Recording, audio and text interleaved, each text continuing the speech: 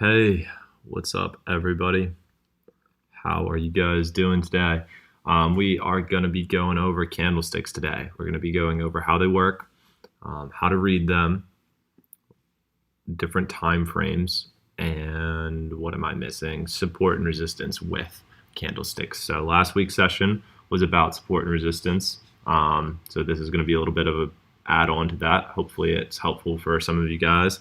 Might be a review for a couple of you guys, but still should be helpful in general. So what we're going to first start by looking at is how you would draw your support and resistance on. First off, we'll get started by, sorry, just wanted to make sure the stream was working. First off, we're going to get started by how candlesticks work. So there is a graphic made on my Instagram.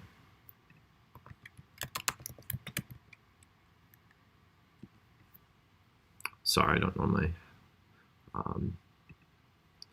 relate to this, but on my Instagram that goes over how candlesticks work. So on a bullish candlestick, this price right here is going to be where the price opens.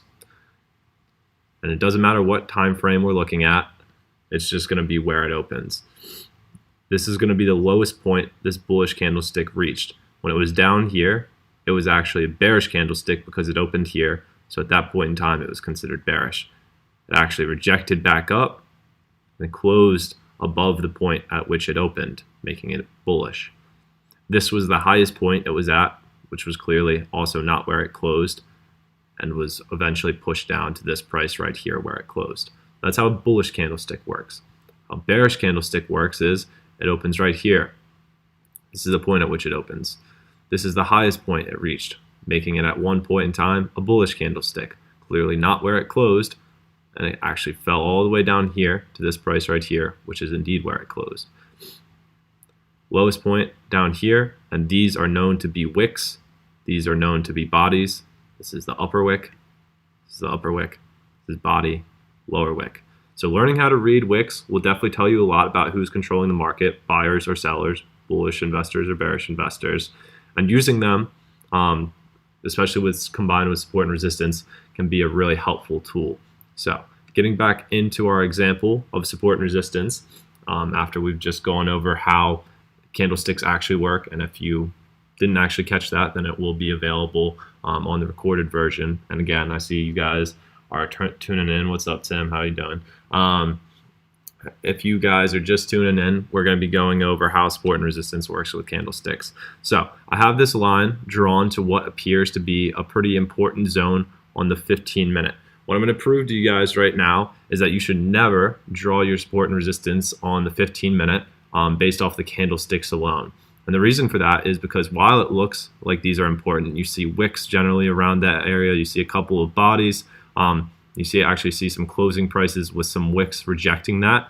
Once you start to zoom out, you're going to see that those candlesticks are way less important than you originally thought. So just from going from the 15-minute to the 30-minute, you're going to see there's actually no strong rejections. This is the closest we get right here.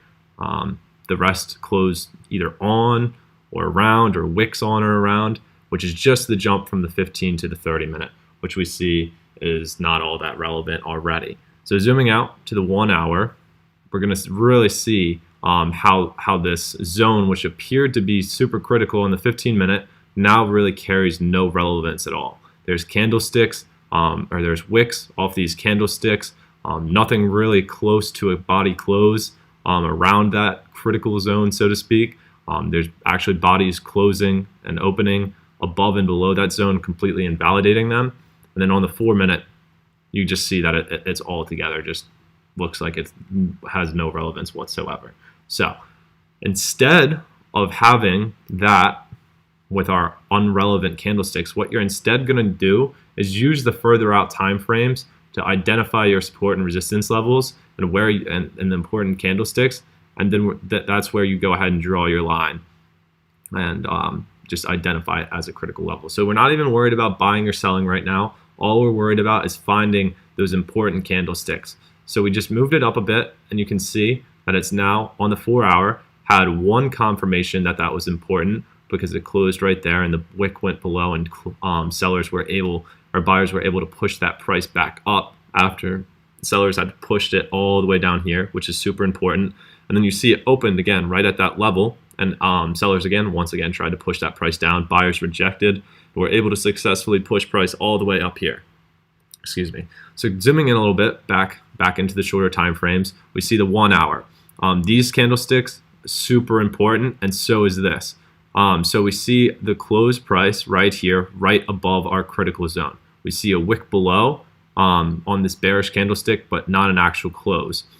When it does actually get a bearish open on this candlestick and closes below, it creates a basic bearish downtrend. Because sellers try to push this price down and it was rejected, that actually creates buyer sentiment in the market. That makes people want to buy and hop on the strength of those buyers who are going to enter after that rejection zone, which happens because it was also, again, at another critical level, which we're seeing more clearly on the further out time frames. That close of that next bearish candle, also super critical, and closed right at our level right here, right on it, which just really means that we found a critical level, and that if you zoom in even to the 30-minute now, we're going to see even stronger confirmations that we're correct. Price is just going to want to tend to trend around that area, and we, even if zooming into the 15-minute, see that is much more applicable to than when we had it originally. So I'm gonna just and you can see how many times it touches. 1, 2, 3, 4, 5. So super important as compared to where we had it originally, which was in here, where not a whole lot happens at all. So that's kind of how you begin to look at candlesticks on different time frames. And again, how they operate has already been gone through. But now I want to show you how candlesticks work with Fibonacci, which is much similar, which is really similar to the overall concept of support and resistance. So when I take my fibs, I draw from the weekly low, just to confirm that that's the weekly low, or semi-weekly low, even the monthly low sometimes, depending on where things are at, up to the weekly high. And the zones that it create are typically also very critical. So because we're so close to the high, this is not going to be the best example. We're going to move over here a little bit. This 0.618 level and the 0.382 creates a zone that's typically very important. It's basically like the equilibrium, I like to think of, and especially that 0.5 is where price is really going to want to reject, much like our support line did up here, those candlesticks. And you usually want to confirm that you've drawn it correctly on a further out time frame. So right now, that 0.5 level is matching up right here, right here, right here, and right here. And then we see small confirmations with these 5 candlesticks. So definitely have it drawn correctly. And you can see on the 30-minute that sometimes they'll close below those levels, but the true showing of what's happening is on the further out time frame. So for example, and I'm hoping that this works out well because I didn't pay a ton of attention before setting this up, this close on this 30-minute to right here, these candlesticks in here, they dip below that level, but if you zoom out, those candlesticks we look at are just a bigger part of something that just wicked below that level. And it's important to know that they wicked because that means they truly were respected at that zone. So on the 1 hour, you see they close, but on the 4 hour, they're a part of a bigger story where that 0.5 level was never even breached. So that's what I'm trying to show you guys, is that candlesticks move very much in tune with support and resistance, and Fibonacci and support and resistance, like I said, go hand in hand. So finding your critical zones, super important. And then just making sure that you learn how to read the candlesticks on multiple time frames will make you an overall stronger trader. So definitely not one of the more in-depth lessons that I've had for you guys. Wanted to keep it kind of brief because I know we went real long with the support and resistance lesson last week. I will stick around for the next 2 minutes or whatever. If you guys have any questions, just throw them in the chat. Thanks, Tim. I appreciate it. The good work. If you guys, I appreciate it. The info. What else can we look at? We'll look at another pair while I wait for some questions to roll in. We'll look at US dollar CAD. Definitely on a really bullish trend, so not going to be much help with support and resistance there. We'll look at a major pair. Let's look at Australian dollar, US dollar.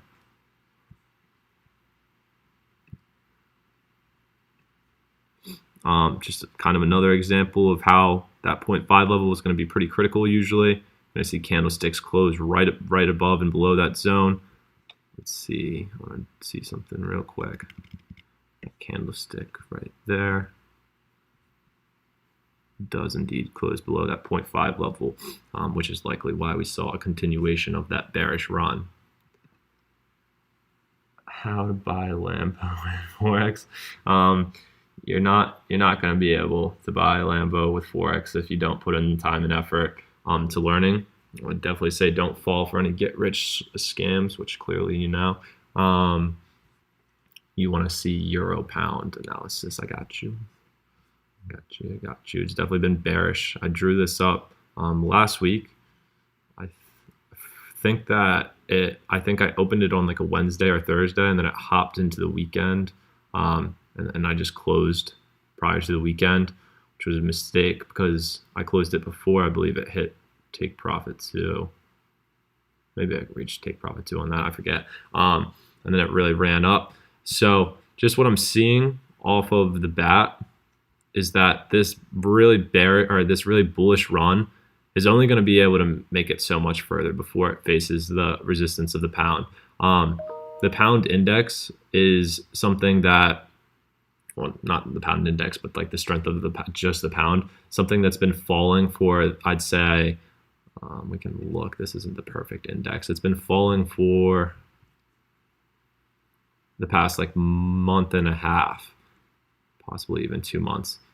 So I definitely think some consolidation back to the upside for buyers is in order. So truthfully, I'd say if it hits this level right here, there's either going to be 2 things that happens. It's going to break this structure right in here and hit to the upside. If it can break, because that's the retest that my take profit's playing. I don't want to retest these candlesticks in here. I'm okay with testing these because there's a lot there. My take profit's like right around there. I don't want to test these higher wicks because they're a part of a bigger beast that goes back all the way to far back. I think that if it does break that structure, then we could see a potential run to the upside to around this level right here, which if you draw back the 0.85974 level, so 0.8586 level is what I'm getting at. And I don't think it'll break that structure at all. It's definitely not this week and probably not this month.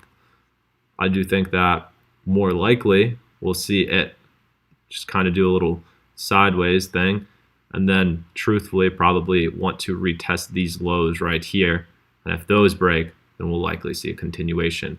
But what should be noted is that these lows down here are like really old. So let me just draw.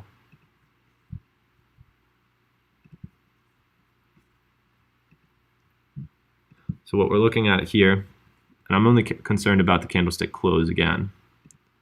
These lows go all the way back to February of 2020. So if it retests those and breaks, we're in for a ton of pips. But it's going to be a hard structure to break, and you see how difficult of a time we had doing that. It tried multiple times, tried to get it on the 4-hour, tried to get it again here, probably multiple times. Let me just break that up into more detailed look. See, multiple times for multiple hours we were trying to push below that level. This is all sideways trading essentially. This is only a matter of like 5 to 10 pips back and forth, maybe 20, which is not significant. All of this just trying to break that really, really old structure and that really strong support that comes from it. So unlikely that we see a break below 0.8455, but if it happens, it's going to be a runner. So that's my analysis on EG, is that it's more than likely going to retest back down to the entry point from this old entry. But if it doesn't and it retests those higher highs instead, then we could see a continuation up to here. So 2 ways of going about it. Personally, I would say I'm more bearish on EG than bullish, but definitely 2 things. New Zealand dollar, US dollar. Gotcha. And Tim, I definitely saw your charts too. They look good, man. You've been really killing it with the charts lately. New Zealand dollar, US dollar has had a huge, that's got to be at least 100 pips since, yeah, it's 112, 115 pips, which is a nice movement. I wish I was on that. I honestly should have tapped back into my old entry right there, taken it short. It would have taken a long time to play out, more than a week. Yeah, if you caught that, Tim, if you caught that NU trade, I see that you killed that. That's insane. I was actually long on EU and GU, which was a mistake. I was actually playing the long-term swing term trade with the Fed minutes coming up tomorrow. I think that speculation that the COVID concerns and just a lot of stuff happening that they can't really tighten back the monetary policy quite yet. I don't think they can go back to what it was before. I think they're going to have to keep blending a little bit looser, which means that the US dollar would be a little weaker. You'd see DXY fall. And I just want to point out before I do my analysis on NU that I completely said last session, I think it was on the YouTube session, it might have been on my Twitch, I was like, I don't know when it's going to happen. I'm not saying it's going to happen right now, but price will come back to this point right here. And it took a while to play out. I mean, this is just an index. You can't really trade it. But it did eventually come back, and it was super critical, the level that I did point out. It broke below. I want to see if it closed on the 4-hour. Yeah, it closed on the 4-hour. It broke below, and then once it did, you can see kind of test that area and close below or close above on the 4-hour. Boom, took off like a rocket. So I just wanted to say that I totally called that on DXY, but that's nothing new. NU, getting back to that. The COVID case in New Zealand really helped. Shutting down the economy was good timing. That's very true. I truthfully was more bearish on US dollar, but definitely a good trade to have been in. Did you catch all 100-ish pips, or what? I would need to relook at your entry, but I think I saw it come in kind of late at night. So yeah, you probably caught it right before. Nice. So NU, I would say that you would want to hold off until tomorrow, until we get that Fed tapering talks, Fed minutes talk, and they're going to talk about whether they're not going to taper or not. Because if US dollar sentiment looks bad because of it, then we're going to essentially see this correct back to at least this level right here, which would be like 72 pips, which would be a nice trade. But if it goes kind of converse to how I think, there definitely will be a bearish run, and how bearish it can get, I'm looking at right now. Looks much like the EG trade, that it's really testing old lows, back to November of 2020. So if that happens, I definitely think that there's a lot of potential on the downside. So to answer your question more specifically, wait, but I guess I would say I'm bearish, truthfully. And the reason I say that is because there's much more room to the downside than upside. Longer time frame. I'm on the 4 hour. What do you mean? What do you want me to go today? Let me see. Falling wedge. Okay, let me see. Yeah, I see you. I see you. Okay.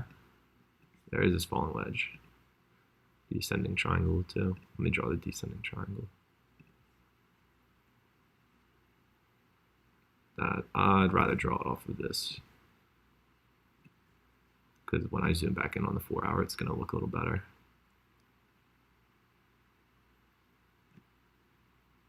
I want to see what this zone looks like too.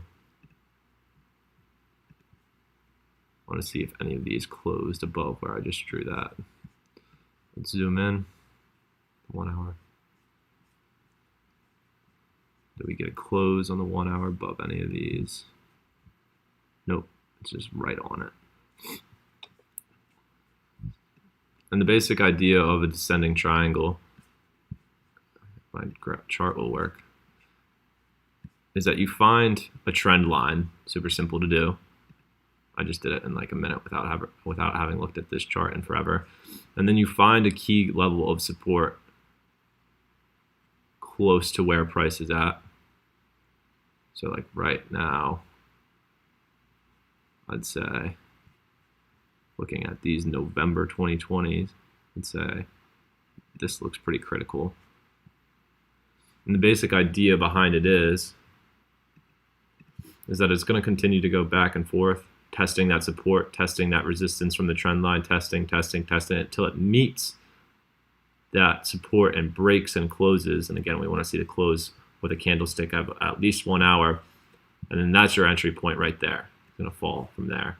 I'd say it has potential to run to, if it does fall, on a longer time frame, like on a week time frame, I think it could run to approximately 6,795, which would be a shit ton of pips. Which is why I said truthfully I would be bearish on this, because there's a lot more room to the downside than upside. So like, while I do think that the Fed tapering talks won't exactly help this case, if it does, then I think if it does help the dollar, then I think, no, that's not what I want.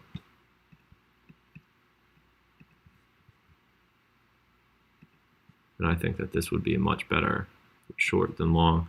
I also probably, and if tapering goes poorly, and you will not be the trade I'll be taking to the upside, it will be a euro pair that I would take. So like 115-ish pips, and I would probably only want to risk around, that's not as great as I had hoped.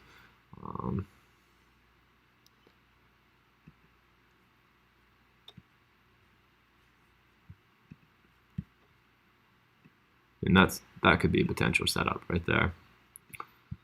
Your risk reward would be probably, yeah, I was going to say around 3.93. You'll risk like 30 pips to get like 112. That's like an average signal I would send. That would be like a swing trade. I just think this would take longer to play out. That's kind of sideways trend would take longer. So that's what I would say on NU. I see a lot of potential for GU to the upside if Fed tapering talks don't go well. And I know I've been whiffing this week on GU and EU. I've been just too early on every single one. Well, the beginning of the week, I did take profit too for like 25-ish pips, and I missed for 23. So not whiffing. I'm still up 3.5 pips on the week for that trade for this pair. But where it's at now, to where I think it could potentially go, could be like a 200 pip movement. Which, again, if you trade even just a 0.01 lot, which is 10 cents per pip, it's still going to be a nice $20 gain. I mean, that's as small as you can get to. If you're trading 0.1, it's going to be $200 just from one trade. So you get the idea. That's why I would take GU up, because there's about an extra 80 pips laying in there. I also whiffed on EU as well twice this week. One of them was a scalp trade for this is this week for 10 pips, which wasn't anything crazy. was unfortunate because it did turn back around shortly after our stop loss, but was better to be out than to be in. So, yep, that's my analysis on those pairs. I'm probably going to wrap this up now, so hope that you guys enjoyed it. Next week, I don't exactly know what we'll go over. I'll send some feelers out and see what you guys want to look at. But thanks for tuning in. Appreciate you guys, and I will see you guys for live trading on Twitch tomorrow.